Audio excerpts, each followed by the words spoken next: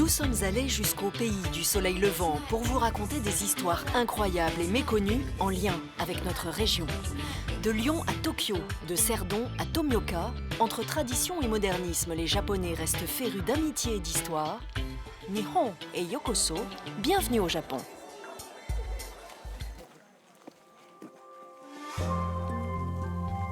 Ces Japonais qui se prennent en photo devant la maison de Paul Bruna immortalisent un lien de soi extraordinaire. Nous sommes à la filature de Tomioka, inscrite depuis peu au patrimoine mondial de l'UNESCO. C'est la première usine-pensionnat du Japon, ouverte en 1872. Et pour les Japonais, son modèle est à côté de Lyon, à Jujurieux, dans l'Ain.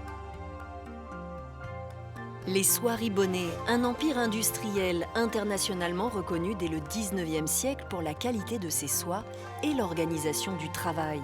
Des centaines de très jeunes filles vivaient sur place pour dévider les cocons, exactement comme des centaines de mineures japonaises ont pu le faire à Tomioka.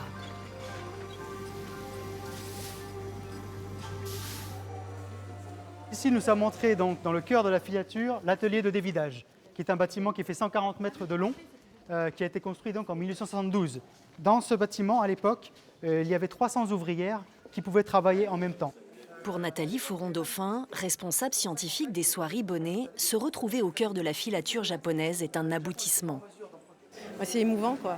On retrouve exactement les mêmes proportions qu'il y avait à Jujurieux, c'est ce gigantisme avec cette grande charpente et surtout cette perspective avec ces machines de dévidage. C'est un vrai rêve là, que l'on vit d'arriver, après 10 ans de travail avec nos collaborateurs japonais, d'arriver sur les lieux et on sent un engouement fort de la population japonaise pour son patrimoine. La ville de Tomioka est effectivement fière de son patrimoine franco-japonais qu'elle cherche à valoriser. Lors d'un colloque international, Nathalie est invitée à parler de Paul Bruna, l'ingénieur drômois à l'origine de la création de Tomioka. Lorsque Paul Bruna donc, a conçu la filature de Tomioka, il ne pouvait ignorer l'existence de la filature de Jujurieux. On n'a à l'heure actuelle aucune archive qui permet d'en attester, mais on a un faisceau de suppositions qui permettent de dire que Bonnet a été au moins une source d'inspiration certaine, si ce n'est le modèle ou l'un des modèles de la filature de Tomioka. Plus de 5000 touristes viennent ici chaque jour explorer l'usine-pensionnat de Tomioka, un système donc inédit au Japon.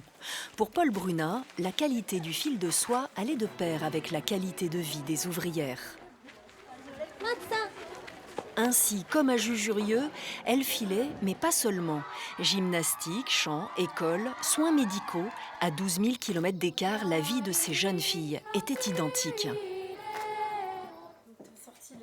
De retour à Jujurieux, Nathalie se replonge avec délice dans les trésors japonais de son musée. Voilà, donc velours façonné sur fond de mousseline de soie peint main, qui a été l'une des dernières productions emblématiques de la maison Bonnet. Diffusée dans les grands magasins Takashimaya. C'est ça.